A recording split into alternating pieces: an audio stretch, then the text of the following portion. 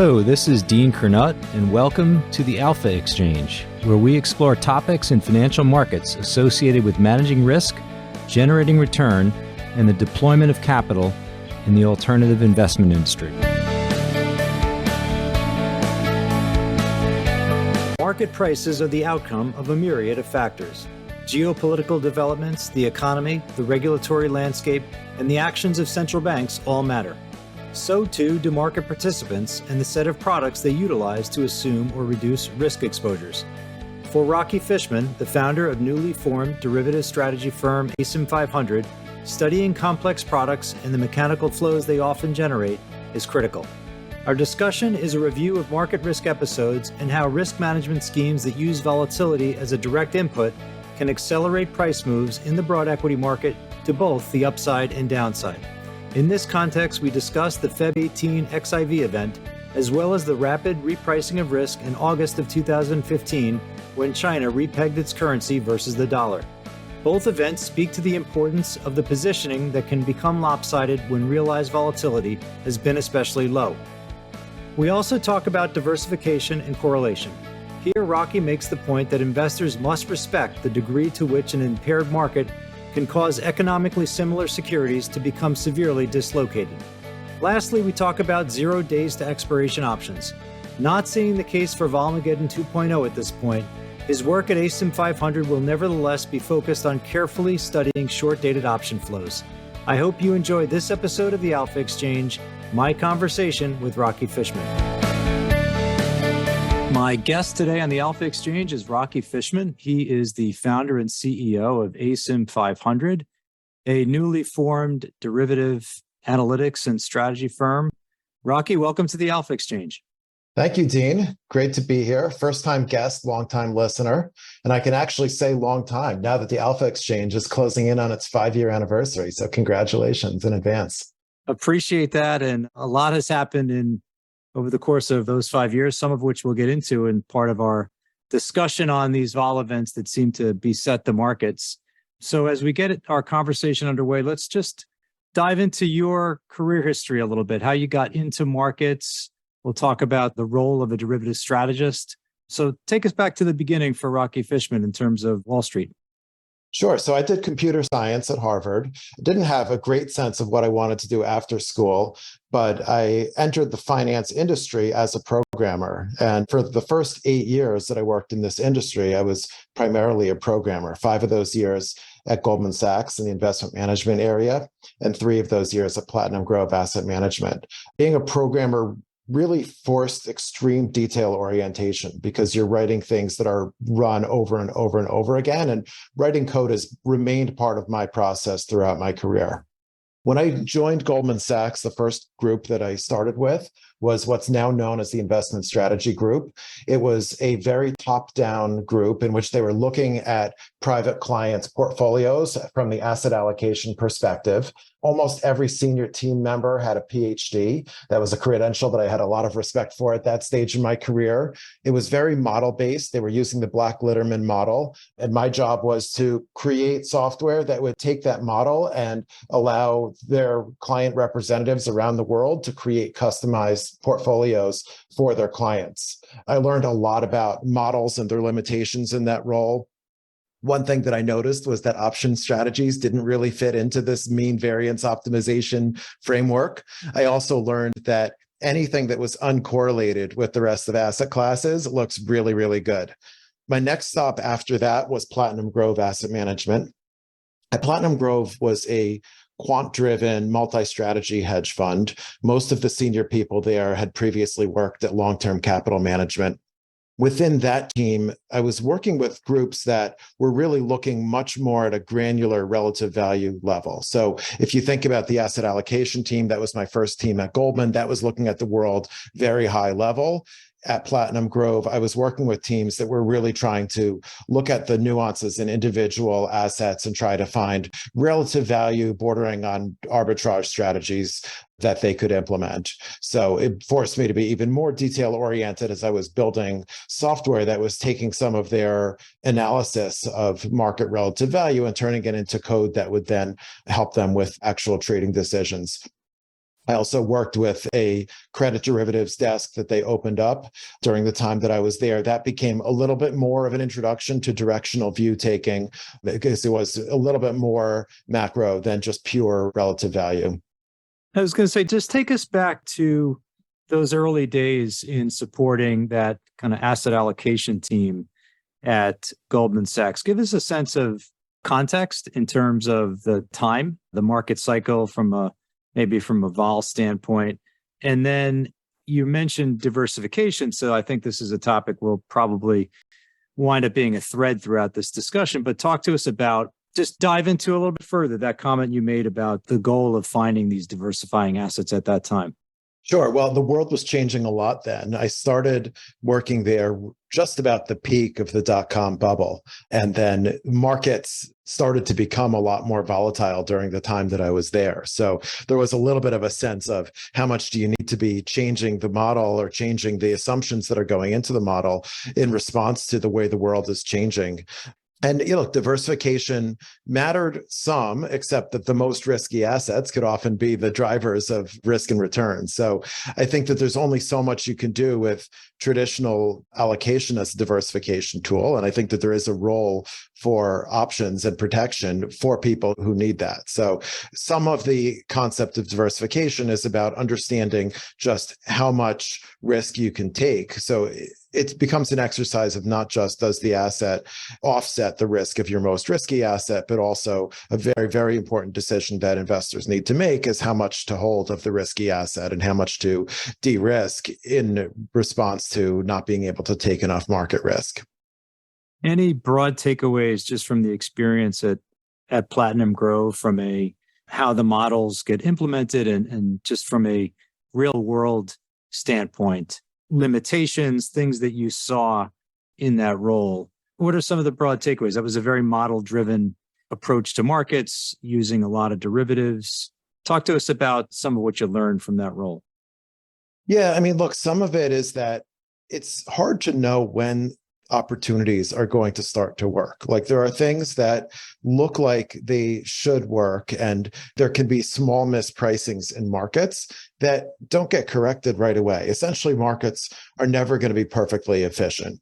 And you need to have some sense of when things could become even more efficient. And this becomes much more of an issue later on as I start to get into equity volatility later in my career. But, the idea that there has to be some sort of mathematical relationship between assets that only works within a certain amount of room. And, as you go to on a day-to-day basis, the way that individual investors will choose to select one asset instead of another one as what they trade, just because of liquidity constraints and just investor preferences, that is a bit of a noise factor that goes into relative value traders' worlds that is really hard to model, but it is something that you need to have a lot of respect for. Well, as we record this podcast, we're just about August of 2023, which puts us 25 years post the August 1998 meltdown of LTCM. And, of course, this is a lesson in leverage, in illiquidity, portfolio sizing, and maybe diversification that was optical, but not real. And one of the things that came out of the aftermath of LTCM, I'd just love for you to reflect on this a little bit, was this idea that the more two assets are correlated. And of course, one of the premier strategies for long-term was this kind of on the run versus off the run government bond strategy. Buy the 29 and a half year and short the 30 year. So these are two assets that are incredibly correlated in most every circumstance.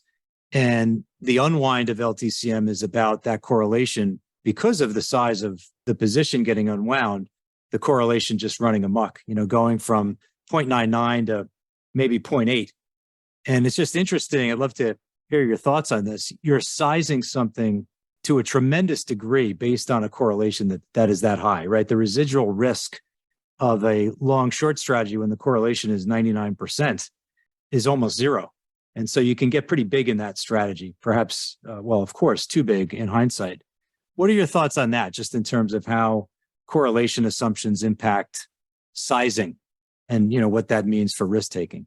Yeah, look, it's a really hard area in the risk management world because every crisis is different and you don't know which crisis is going to affect what group of products and what asset class. I mean, in the case of looking at bonds of different maturities, it's not even about correlation as much as almost like pure arbitrage. Products that have very, very similar payoff profiles can trade at different prices if you don't have participants with the capital to help create the matching up of those prices. And those are strategies that over long periods of time should converge to pay out what they pay out in the long run. But over short periods of time, it's really hard to know how far things can get dislocated from their mathematically driven relative value levels. And it's just, you need to have a lot of respect for how far off of economics markets can get when things become stressed. Right? When markets are calm and people have a lot of liquidity and a lot of trading capacity, you generally see things trading the way that arbitrage relationships and relative value relationships would indicate that they should.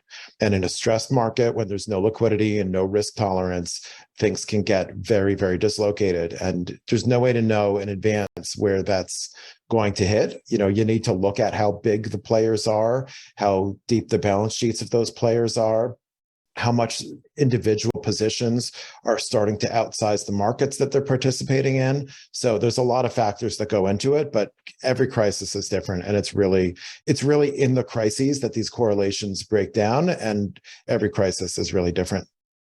Yeah, you make some great points there. When you think about a 30-year treasury versus a 29.5-year treasury, this is not a delta hedging scheme where you've got an option and you're trying to chase around the stock with a delta hedge. These two assets are just about the same thing. And you make this point that it's this dearth of capital that can really open up the dislocation. And it's sort of this paradox where at the very time where the opportunity presents itself, the reason it's there is because no one can take advantage of it. That's how these markets get so stressed. And the other point you make, and I think we'll circle back to this in some of the discussion in the here and now, maybe as we talk about the XIV event, is just crowding. Crowding was something that I think was another theme in terms of long-term. It wasn't just their giant sized positions, but the Solly bond arb desk had very large positions. You know, there were other folks that were effectively copying a lot of the same relative value strategies, and they exited the markets. And so again, you had this, as you put it, this withdrawal of capital that really opened things up. So that's really interesting stuff. And I think that'll be a thread for us. So take us through Platinum Grove. And then your next stop, I believe, is Deutsche Bank and a derivative strategy role. Yeah, so my intermediate stop right before Deutsche Bank was business school. I went to Columbia Business School. I was there during the financial crisis. So it was a very interesting place to have a front row seat for watching what was happening. Like the professors that they had, I mean, including Rick Mishkin, who had just left the Fed at that point in time, were really great tour guides for helping us develop a deep understanding for what was happening in economics and in markets at that point in time. I joined Deutsche Bank as part of a rotation program in which I could find the right seat for me. Through that rotation program, I learned about the equity derivatives strategy role, which is something that I probably didn't even know existed until around that time. But the role of the equity derivative strategist is to help institutional investors understand the way that option strategies can fit into their portfolios, understand the flows that are important in option markets, track relative value relationships, study systematic strategies and what works and what doesn't work if run over long periods of time. And at the same time, also think about ways to tactically trade derivatives, trade options as a way of taking advantage of very short-term market opportunities. I was able to develop, and part of my job was to develop a very wide network of market players. So really understanding the very different types of investors that participate in the equity derivatives market is a really, really important part of the role of a derivative strategist. So the equity derivatives market, the equity options market includes hedge funds of various sorts, like relative value volatility guys, ranging to macro hedge funds, equity long short funds. There are asset managers that are running systematic option strategies. There are pension funds, some of which are using options for portfolio protection, some of which are using options as a way of generating income. Insurance companies are big players in the options space because of retirement products that have equity linked payouts in them. And as a result, there's this very eclectic group of institutional investors that think about the options market in very different ways. And the role of the derivative strategist is really to understand all of these perspectives and help one type of investor understand how all those other types of investors are looking at the derivatives market.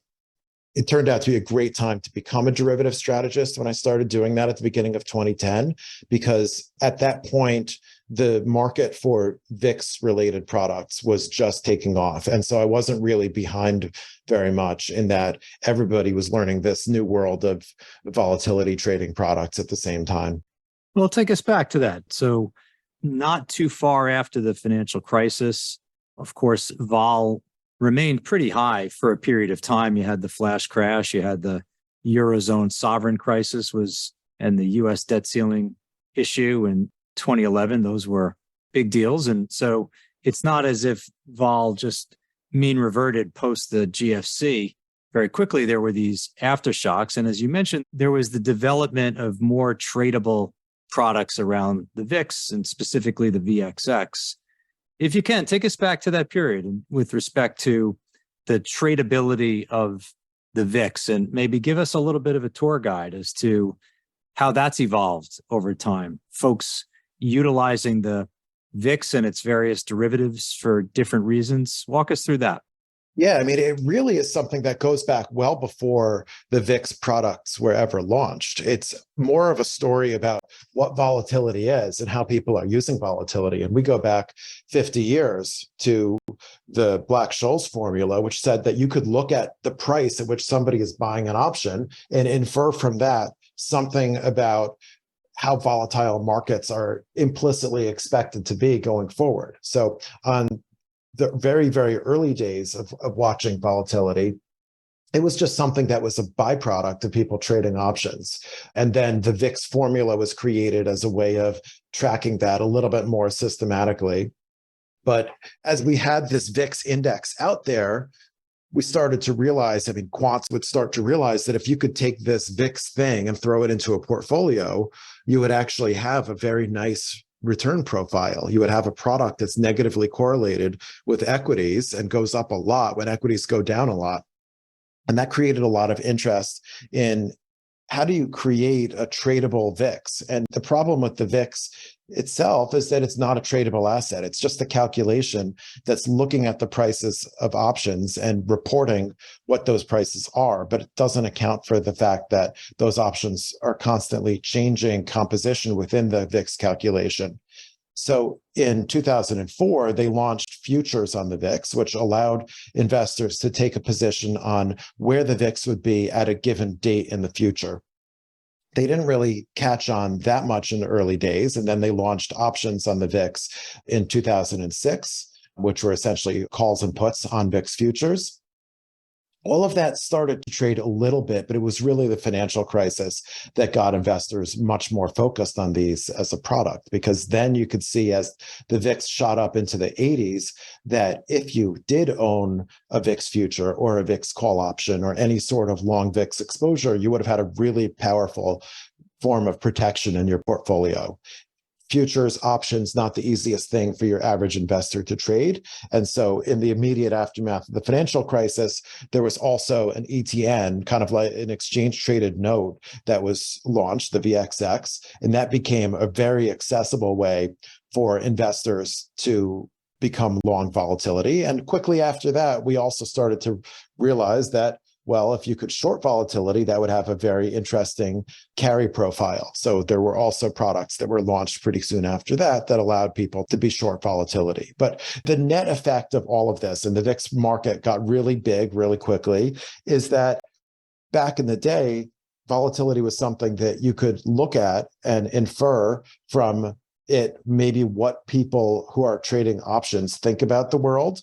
Essentially, it's a measure of how much people think there's a wide return distribution for the S&P. Once people started trading VIX products, volatility, implied volatility, became to some extent a function of the actual trading of volatility that people are doing. So if someone were to ask you, what are the one or two common misperceptions of the VIX, either that you try to help folks understand the product better or the calculation better, or as it's reported in the financial press, what are some of the things that you see out there or hear out there that are just kind of common misperceptions when folks talk about these products? Well, the number one misperception is that if you think that the VIX is too low, you can buy it and make money when it goes up.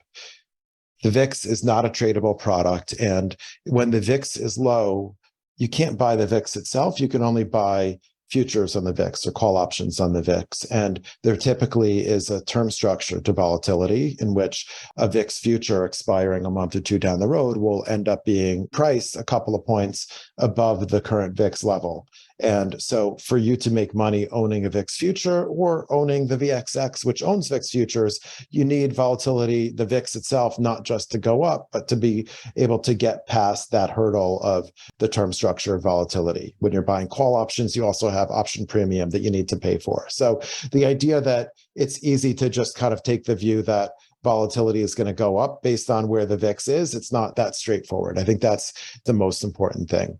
Well, if you look at the history of the VXX or some of the other products that are like it that contribute to the net assets under management for these sets of products, and you run it back to 2011 or so, boy, that's a 99.9% loss over time. It just gives you a sense as to the bleed that accompanies this product. As you say, you can't buy the VIX. You've got to own some future exposure. And through this thing, and I'd love for you to talk a little bit more about this factor called the Rolldown, but it's pretty punishing over time. And if you're doing back tests, it certainly feels better in some contexts to be the seller of this product, not the buyer. Talk to us about this notion of Rolldown and how it works and how it makes its way into different strategies. Yeah, I mean, look, it's a complex topic because there is some value in having protection some over a period of time, even if it doesn't actually pay off, right? If you buy an insurance policy in your house and then month after month you're paying for it and your house doesn't burn down, it's still valuable to you that you have had some protection against your house. So the more nuanced question is this an efficient product for protecting a portfolio? And more importantly, if you are long some sort of protection, and whether it's the VXX or put options or some other portfolio protection, is it the right form of protection for you? But in general, there's going to be some cost to holding protection every day that goes by without something bad happening. Markets often have a term structure of volatility in which you don't know when the next market crisis is going to happen, right? Something like what we saw a couple of years ago with COVID, in which markets sold off tens of percents in a couple of weeks. That could happen because of some factor that we don't know is out there. That could happen at any point. And if you just, the longer into the future you place your protection, the more chance markets have to price in that something bad could happen. And so your protection is going to start to lose value every day that goes by without something bad happening. And that's part of what you've signed up for. But yes, over very long periods of time, the cost of constantly protecting a portfolio can become very, very significant because of this roll down effect, because longer term protection is always going to be more expensive than shorter term protection. And as protection gets shorter dated, whether it's a VXX or a VIX future, it's going to be losing value as the days go by. One of the things that you did at Deutsche Bank was a lot of work on these quasi-volatility strategies that don't have explicit optionality, but bear resemblance to trading options. And this is this classification of strategies that some call vol contingent, vol control, vol targeting. I remember, and we'll certainly talk about XIV in 2018, but I remember just doing some Google searches on work on vol targeting. And I'll have you walk through exactly what this is and some of your work that you'd done back then. But some of your work that got presented at conferences was on the internet. I found it to be extremely interesting, well presented, and very detailed. So talk to us about this idea of kind of vol as explicit input into how a portfolio is size. We talked a little bit about the financialization of the VIX. In some ways, this is the financialization of realized volatility. Walk us through the project that you undertook there and kind of what you learned in the process of doing this work on vol targeting. Yeah, so this really started to become a popular topic for investors to watch in the 2015 sell-off. In August of 2015, there was a pickup in volatility driven by the devaluation of the Chinese yuan. And over the next few days, US equity volatility really escalated quickly, and it wasn't completely clear why it got to the level that it got to. And what is perceived to have come into play there is this next evolution in how volatility is used by investors. So we talked about how at the beginning, investors were just looking at vol as something to observe about what options might be telling us about the world. And then it became something that investors would trade. Maybe the next step in the evolution of volatility is that volatility became an input to the portfolio construction processes of investors that don't even trade volatility at all. So the volatility control or managed volatility or volatility target product, there's a number of different names that people use for these because of the way that they're structured. It's a group of products that by design are trying to keep a roughly constant volatility profile over time. This is very popular in the insurance space. The reason that this group of products was originally created is that insurance companies issue variable annuities in which investors can choose from a list of funds that they want to invest the money that they've invested into this retirement product. And the insurance company will also sell them guarantees that they can withdraw their money at a certain level and they can have a certain amount of income at a minimum level. And because of certain guarantees that insurance companies are making to their policyholders, insurance companies find themselves needing to hedge the portfolios, hedge against the value of the portfolios that the investors selected dropping below a certain level. And post-financial crisis, we saw that the cost of hedging certain funds could become enormous. I mean, volatility rose, and especially the cost of very long-term hedges against the market became extremely, extremely high because the market was just looking backwards and said, wait a minute, we could have something like an 80 VIX market. We could have, the market dropping 50%. Like all of these things, cost of protection to be very, very high. And so insurance companies looked for something that would be more stable and easier to hedge. And they created the product that we'll call a managed volatility product, in which there's a fund that has a dynamic asset allocation. On a typical day when volatility is low, it might be 70% long equities and 30% long bonds. And then let's say that equity volatility suddenly becomes extremely high. The portfolio manager who's running this managed volatility product has an objective in his fund of hitting a certain realized volatility over time. Let's say that it's 12% volatility over time. Well, if equity volatility is now 30, you can't have a 70% long equity portfolio achieve 12% volatility over time. So they will sell equity futures to reduce the economic holdings of equities in the portfolio to be something more like 30 or 40% long equities instead of 70% long equities. That's the typical structure. And when I started to look into this group of products, I was able to find a couple $100 billion of products that had this characteristic of investors or fund managers with an explicit volatility objective, and then dynamically adjusting their asset allocation in response to market volatility. And you could see the trading that they would do. You could look at the positions in these funds after volatility rose quickly and see how they would take down the equity exposure by tens of percents in response to equity market volatility rising very quickly.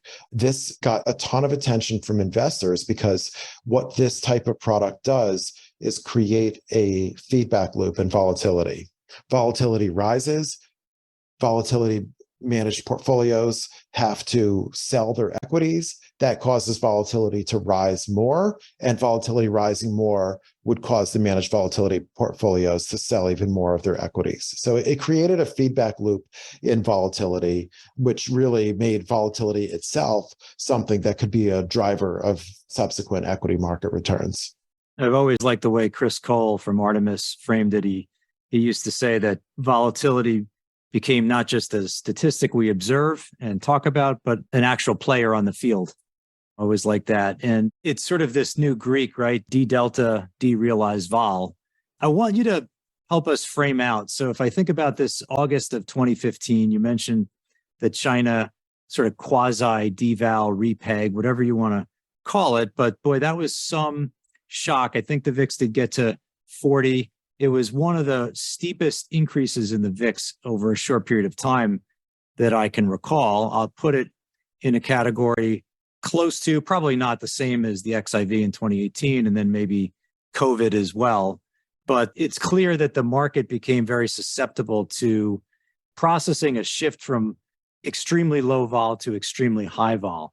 Talk to us just about that transition, if you can, back in 2015, in terms of how it shocked the market and caused people to de-risk so quickly.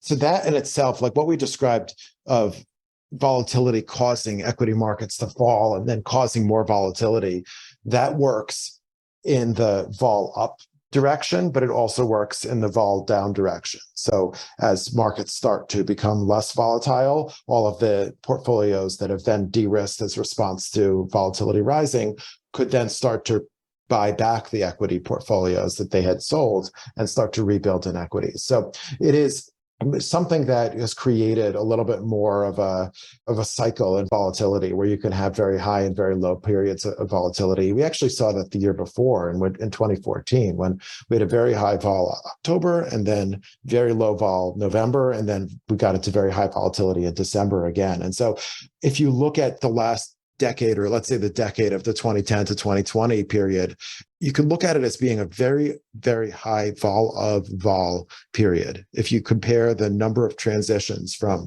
volatile markets to quiet markets and from quiet markets to volatile markets, however you want to measure it, that becomes an outlier compared with other periods. And I think that the reason that you see this high volatility is one, that volatility is a player on the field, as you said, that Chris Cole said, and also the fact that volatility is something that's traded. Volatility can move faster because it's responding to people actually buying and selling it. Tell us a little bit about your time at Goldman Sachs. So a lot of vol events during that period as well. Tell us about the role, maybe how it was a little different than what you did at Deutsche Bank, and then we can kind of get into some of the vol events that came to be during that time.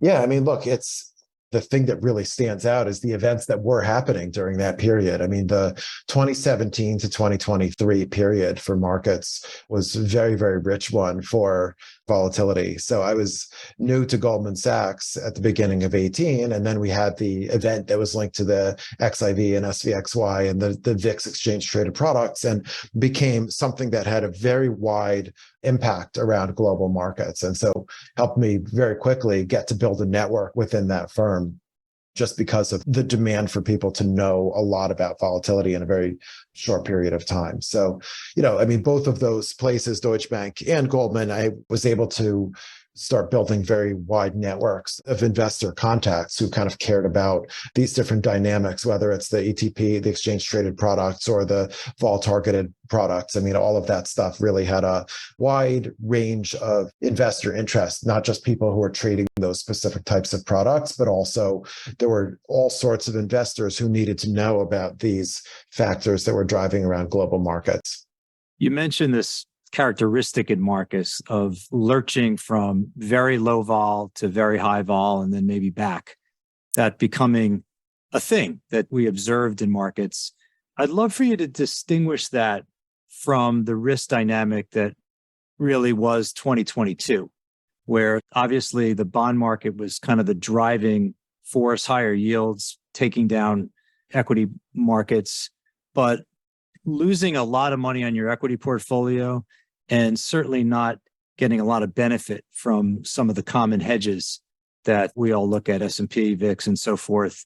Contrast those two. So 2022 versus whether it's an XIV or a 2015, very, very different types of risk dynamics. Talk to us about that. Yeah, let's look at maybe 2018 versus 2022 as just a comparison here. So 2018, what we had was coming out of the least volatile year we had had in the market for decades. So 2017 was a very unusual transition from a pretty high volatility second half of 16. I mean, if you think about it, the second half of 2016, there were two nights when S&P futures went down so much that they had to be halted, right? That happened after the Brexit vote and after President Trump was elected.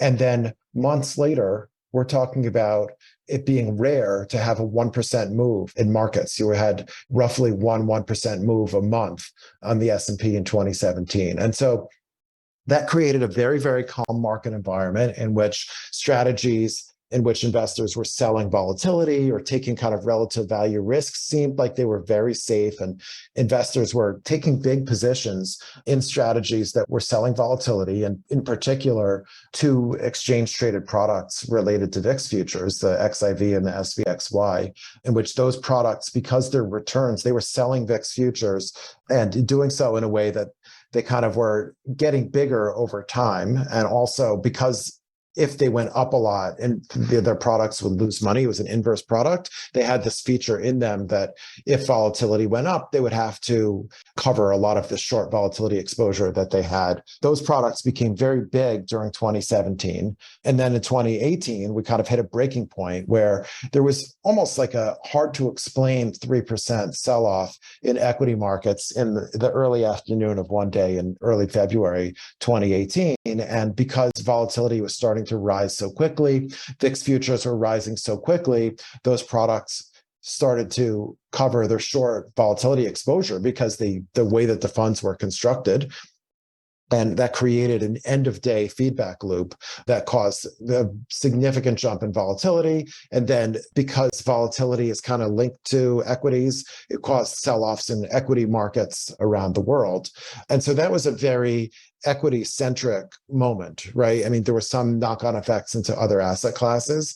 And I guess I would say that the opposite end of that spectrum was last year, 2022, which statistically will go down in the history books as a much higher volatility year for equities overall than 2018. It's one of the top handful of years of equity volatility ever, but it was really driven by fixed income markets. And equity markets were somewhat volatile, then they definitely fell a lot, but it was really the rates markets that were leading the way. And so there wasn't really anything that broke in equity markets. It was just a matter of equity valuations constantly being reassessed. And so last year became a very difficult year. 2022 was a very difficult year to protect with equity hedges. I mean, the 2018 sell-off was actually, because it happened so quickly, there were some hedging strategies that could do very well in early 18. In 2022 as a whole, it was the kind of year where if you were running systematic put buying strategies, most of those strategies would have done worse than not buying puts at all because the cost of protection was very, very high. Remember that happened a couple of years off of the COVID moment. When COVID hit, the VIX was shot up to an all-time high in the mid 80s, and it took a while for the cost of options and implied volatility to retreat back to a normal level. So you were starting 22 with option prices artificially boosted because of how close we were to a really high volatility environment. And then it was very difficult to actually make money with those hedges because we were seeing the market selling off a few percent at a time as rates were kind of going higher month by month, Fed meeting by Fed meeting, and just inflation print by inflation print. And it wasn't like there was a market structure event that caused the downside in the market to happen all at once. It was really more of a steady stream of events and really moves from other asset classes that pushed equities down as much as they did. Help us understand the differences in terms of how you allocate your time, the dialogue with clients in a, let's say, 2017, extremely low vol period that culminates in this big vol event as these products self-destruct, versus 2022, as you describe, a pretty bearish equity tape, but not exactly a lot of punch from some of the common hedges. What are the differences in terms of the dialogue with clients? What are the asks? Everyone, of course, wants the extremely cheap hedge that carries well in the sideways. It's hard to find, but contrast a little bit in terms of how you recall spending your time and your interaction with clients in those two very different periods? Yeah, I mean, 2017 was easier to construct a story for the equity volatility investor. I mean, the factors that went into the blow up at the beginning of 18 were kind of sitting there, and there was a lot to track in terms of the size of the VIX products, trying to understand the impact of volatility being as low as it did. What does that say about the vol targeting crowd? What does that do to the VIX exchange traded product positioning? When hedges are cheap, it's kind of easier to find ways to stay in them for long periods of time. 2022, it was like more about trying to find ways to explain why hedges aren't working. I think I spent more time with people who were running hedging strategies that weren't working and trying to figure out what's the reason, how do you explain that to investors, why you're hedged and you're not really getting good protection. So it was kind of 2022 was a difficult year. And I feel like I had to spend a lot of time with investors who had to have difficult conversations with their investors, just in response to how difficult it was to be long equity volatility. And wasn't amazing. It belonged to hedges in particular, I guess. Long volatility was kind of okay-ish, but if you were just owning options for the purpose of hedging equity portfolios, that was definitely a difficult thing. So I would say that 2017 was a more exciting year to be in this spot. 2022 was a pretty difficult year to be doing this. One of the things that we try to do in markets in general is ascribe cause and effect. And sometimes it's positioning. Maybe too often positioning gets thrown at the top of the list of explainers in terms of why the market moved. And hindsight bias is a real thing. As I personally look back on 2017, boy, it's crystal clear some of what was happening. You know, these products were getting bigger and bigger. It's kind of like sucking blood from a stone in terms of trying to eke out the last little bit of carry at extremely low levels of vol. But I'd love to use that comment as a way of bringing us to the here and now. And a lot of the discussion these days is about zero DTE options. There was the kind of controversial paper put out by a large bank that said this was a giant accident waiting to happen. It was Volmageddon, i.e. Feb'18 2.0. So I'd love to just get your framing of, first, if you think that back to 2017, that the products themselves were complicit in pushing vol lower and lower, delivering the positive feedback of P&L, and round we go. You use this reflexive feedback loop comment earlier. And then let's just pivot to zero DTE and whether there are similarities, kind of how you've been thinking about this new craze in options. But let's start with 2017 and then talk about the here and now of the 0 days to expiration options. Yeah, I mean, look, 2017, the story was really about the VIX products. And the number one lesson that I tried to focus on there was the size of a market relative to the size of a trading strategy. And what you had in the case of the VIX exchange traded products is you could mathematically analyze how many VIX futures they would need to buy if volatility rose to a certain level. And that was big relative to how big the VIX futures market was. So that's kind of and it was also very mechanical, very end of day driven. And so that was a very neat picture about a potential market risk. This year and last year, there's been a lot of attention on the amount of trading that we're seeing in S&P options expiring the same day. S&P options historically were only listed expiring once a month on the third Friday, and then they became weekly and then 3 times a week. And it was just last year in which they've gone to an everyday expiration of S&P options. But the concept that an option has an expiration date, that's not new. It's just right now, every day is an expiration date. So people try to talk about how zero DTE, as they call it, or the options that are expiring that same day, is a new thing. It's not a new thing. We've always had expiration days. And back when you had only one expiration day a month or a week, the expiration days potentially could be a bigger deal than now, in which they're a daily thing. I think that there's also a lot of misunderstanding of the extent to which a lot of the trades that are happening in short-dated S&Ps are spreads with very little width. So if you trade a 10-point wide or 25-point wide put spread or call spread on the S&P 500, that's going to run up the volume stats a lot, but it doesn't create a lot of net market risk because it's buying and selling two very, very similar options to each other. So in my opinion, I think that that is overdone as a potential market risk. It is a large flow. I think the opportunity to trade a lot of short dated options is interesting just because the liquidity is there, but I don't see it as something that is new and outsized. I think it's just something that is a story that we used to see less often, that we have on the tape more often. It's worth keeping an eye on in case that changes. But right now, I think that it's something that is potentially getting more attention than it deserves. And oftentimes, what we're trying to do is find imbalances. And I think the XIV is the situation where there was just a imbalance. And I like the way you frame this, the end of day requirement for the re-hedge. That's a time certain. You got to get there at a certain time, come hell or high water. That hedge needs to be done. And so that creates a keyhole effect, at least potentially.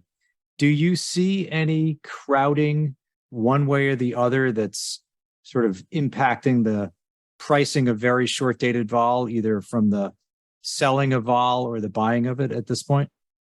I mean, I don't see anything right now that's really pointing towards crowding. I think there's somewhat more activity in vol selling strategies, maybe not explicitly selling vol the way that they did a few years ago, but strategies that are net short volatility. You're definitely seeing growth in call option selling strategies and put spread collar strategies. Those are strategies that are net selling volatility, but they're not necessarily taking a lot of risk. In fact, they're less risky than outright equity portfolios. I think that some of that stuff might be one of the reasons why we're seeing volatility surprising to the downside. We are, as we record this, we have the VIX in the 13s. We have not as high a volatility risk premium as I would expect in this type of environment. In other words, volatility is not as overpriced as it often might be when realized vol is dropping quickly. And so some of that might be coming from strategies that are net selling options. But I don't see anything that's like a major mismatch in liquidity right now. That's not to say that it can't change quickly. And it's something that I'm always spending time trying to identify. But I think that right now, you can see from the way the markets are kind of complacent that there isn't any sort of major risk that people are focused on. Well, let's explore a little further some of your observations on the price of vol, the term structure, cross-asset vol. Before we do that, tell us about your founding of Asym 500, a new venture for you. Tell us about the product, the client base, and what you're trying to deliver. Sure. Well, Asym 500 is a brand new independent market commentary firm. The name comes from the fact that we're focused on the pursuit of asymmetric return profiles centered around the S&P 500. The model is that we are subscription-based, but also through a partnership with macro risk advisors, we also have ways that investors can pay for this content through more traditional ways.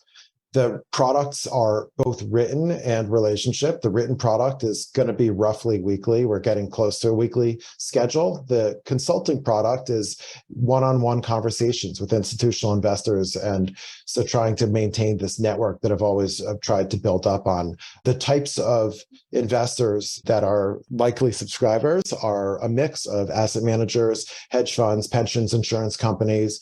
I also spend some time talking to the media, regulators, exchanges, market makers. Those are all different types of entities that are involved with the derivative markets in some way or another. And I really want to spend a lot of time building up the picture of flows, having a pretty wide coverage of relative value relationships within options and volatility, VIX markets, tracking option-based funds, and really being all over anything that gets a lot of attention from large participants in the option market. Give us a sense, post-2022, obviously a gigantic drawdown for stock markets, for bond markets, and in combination, I think it's the largest drawdown, I want to say, since the 30s. I think I saw that statistic, perhaps from Goldman Sachs. So a brutal year, ended on a very bad note, 2022, but the rally, I think, I'll speak for myself here, it's certainly not something I expected, not nearly to this extent. And so you've got the market potentially busting through a new all-time high at some point in the not too distant future. As we've been saying, vol is low. What are the types of conversations that you're having? You've said that a lot of your work is kind of crowdsourced through these conversations. Where is the demand for insights at this point in the cycle? Yeah, I mean, look, investors are looking for any sort of hints about when this can change. Is the market telling us that there is growing tail risk right now? And it really isn't right now, but continuing to monitor that, understanding systematic flows and to what extent could they be factors that could reverse this cycle. Starting to have some more conversations about the impact of being in a high interest rate environment, like the fact that we have rates now in the fives, that does have impacts for a longer dated options. How do you think about tracking the price of a longer dated hedge, looking at metrics of implied volatility that are longer dated? So, and I've been thinking a lot about the other dominoes that fall from the high rates environment into the equity options environment, having a lot of conversations about correlation and to what extent the low equity volatility, at least in the S&P that we're seeing, is maybe a little bit influenced by the fact that you have very idiosyncratic sources of returns within certain sectors of the S&P. Like the AI theme has been somewhat uncorrelated with the rest of the market. I mean, we've had just about zero correlation between healthcare and tech, the two largest sectors of the S&P the last couple of months. And so helping investors understand how that's helped to drag down volatility of the S&P 500. And it's created a bit of a contrast from other asset classes. Like we're getting questions about why equity volatility has diverged from rates volatility to the extent that it has. If you just track the ratio between the move and the VIX or 6-month equity vol versus 6-month swaption volatility, those relationships have significantly diverged, where rates vol has come down from its peak, but it's still pretty high versus equity volatility is generally running below average. One of the things that's at least got to be partially complicit in bringing the VIX down is this real faltering of realized vol. I think on a 1-month basis, we're at 8 and change %. I like to say nothing bad in equity markets happens when realized vol is below 15. When it's below 10, you're probably pretty good. Everything's safe, at least for now. You've talked about correlation as some part of the driving factor or the lack of correlation in bringing down that realized vol. Just circling back to things like vol targeting, where the realized vol is the input. How do you see those strategies? Are those going to be fully maxed out long? Do you see that as a kind of a driving force in helping equity markets levitate at this point? Yeah, I mean, look, I think that really vol target strategies track both realized and implied volatility, but both of those metrics have been pretty low. I think that that type of investor is generally fully allocated again, which just sets them up to be a dormant accelerator of whatever the next sell-off is. So if we were, for whatever reason, to see realized vol take off and implied vol take off from here and end up back in the 20s again, the selling that would come from the systematic macro community, as we call it, could be something that helps that happen faster. And that's something that's been the case for a bunch of years now. And it's one of the reasons why we're in this high vol of vol era, and that hasn't gone away. There is a lot of investor awareness of it, so it's not taking anybody by surprise anymore. But yeah, I think that's just something that is out there and dormant. And the lower that volatility gets, the farther we're going to get from the point where they would have to sell. As vol starts to get lower and lower, it doesn't mean that those strategies get longer and longer equities. At some point, they just sit at their cap of equity exposure and just wait there. We talked a little bit about the drag, the vol risk premium, and how it imposes itself in terms of the P&L for owning optionality, especially over long periods of time. I think the VXX is down well north of 50% already on the year. I was reading a book. It's a new book called Chaos Kings. It's by Scott Patterson, who wrote The Quants, detailing the 2007 implosion of the quant universe, the strategies that kind of ran amok for a period of time there. And one of the stories that's really detailed as part of this book is where Universa, a tail risk manager, was essentially fired by CalPERS in and around January of 2020. After running a tail program for CalPERS for a while, they unwound it. Pretty poor timing on the part of CalPERS, unfortunately. And Universa, like many other tail risk managers, obviously did incredibly well through that explosion of the VIX and other vol measures in March and April of 2020. But it, kind of begs the question of just how do you efficiently finance hedges during the inevitable quiet periods? And so I'd love for you to just talk a little bit about that in the light of the current set of pricing that you observe in the markets. We've talked about low correlation. Are there any things on the cross-asset front? What trades from an optionality standpoint do you find especially good uses of premium right now? I think that the story of CalPERS and a lot of the other things that we saw happening around the COVID crisis really highlights the fact that hedging is an investor by investor decision. The choice to hedge is really about what is it that we're choosing to invest in, and how does having a hedge in our portfolio allow us to scale the size of our favorite investments in response to the fact that we have this protection. So I think that there isn't like a single magic hedge that works for all investors. I think that right now, just given the magnitude of markets rallying, skew being well below its high, and so on, I think that strategies that sell upside in some form or another are generally a good way to protect, to finance protection rather than outright spending premium, just because one of the lessons we have from 2017 is that these low vol periods can go on for a very long time. So I think that even when hedges are not super expensive, it might make sense to find ways to make them self-funded by selling one type of option to buy another type of option rather than just constantly selling premium. But it really is an investor by investor decision. If you think that having a premium spend plan is going to allow your favorite alpha positions to be bigger and the opportunity set is strong. And by the way, I think that not very low volatility and extremely low correlation generally do favor a stock picking environment. So if you're a stock picker and you want to make your strategies bigger, I mean, having spending premium on hedging does make sense. But I just feel like the real exercise is figuring out what is the structure that is the best fit for the utility function of you as an investor, rather than looking for the magic hedge that's going to carry perfectly. Yeah, and I think as I asked this question, I think what you just said, that there's investor by investor utility function on not just the implementation of the hedge, but also how you would potentially unwind a hedge. Let's just say where you get that big delta downdraft or vol pop. We've had these periods where the VIX surges, but then comes back down very quickly, and folks are left with non-monetized value.